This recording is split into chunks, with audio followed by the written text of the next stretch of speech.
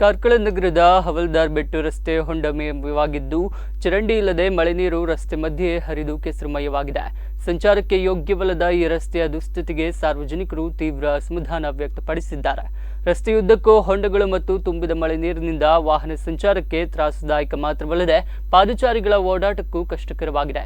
ಇದರಲ್ಲಿ ಪ್ರತಿನಿತ್ಯ ಶಾಲಾ ವಾಹನ ಮತ್ತು ವೆಂಕಟರಮಣ ದೇವಸ್ಥಾನಕ್ಕೆ ಆಗಮಿಸುವ ಭಕ್ತಾದಿಗಳ ವಾಹನ ಹಾಗೂ ಸ್ಥಳೀಯರ ವಾಹನ ಸಂಚಾರವಿರುತ್ತದೆ. ಚರಂಡಿ ನಿರ್ಮಾಣ ಮತ್ತು ರಸ್ತೆ ದುರಸ್ತಿ ಬಗ್ಗೆ ಕಳೆದ 6 ತಿಂಗಳಿಂದ ಪುರಸಭೆಯವರಿಗೆ ಮನವಿ ಸಲ್ಲಿಸಿದ್ರೂ ಯಾವುದೇ ರೀತಿಯ ಪ್ರತಿಕ್ರಿಯೆ ದೊರೆತಿಲ್ಲ. ಪರಿಣಾಮ ಮಳೆಗಾಲ ಆರಂಭವಾಗುತ್ತಿದ್ದಂತೆ ಸಂಚಾರಕ್ಕೆ ತೊಂದರೆ ಆಗ್ತಿದೆ.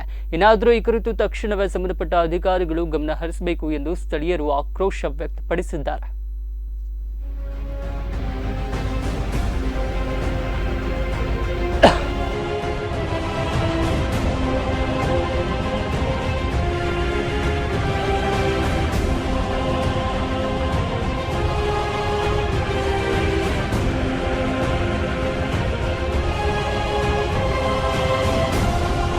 ಗೋಪಿನೊಂದು ಮುಟ್ಟ ರೋಡು ಪುರಸಭೆ ಬತ್ತಿನ ಕಾಸುಲ ನೆಟ ರೋಡ್ ರಿಪೇರಿ ಮಲ್ಪಿದ್ದೀರ